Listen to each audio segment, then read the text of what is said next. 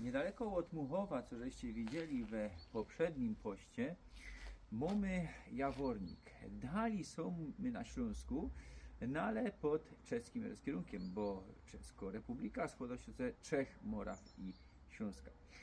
Za mną zomek Johannesberg.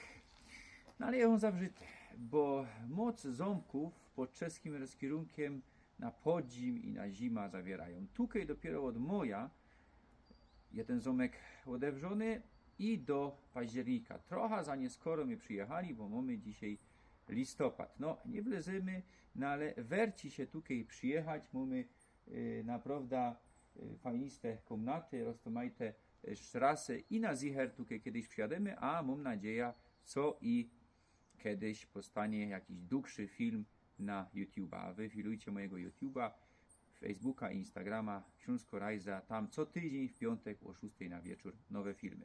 Tutaj nie kręcimy filmów, tutaj jeżdżę prywatnie, no ale mod tych filmów ze inszych kąsków Górnego Śląska je. Proszę was.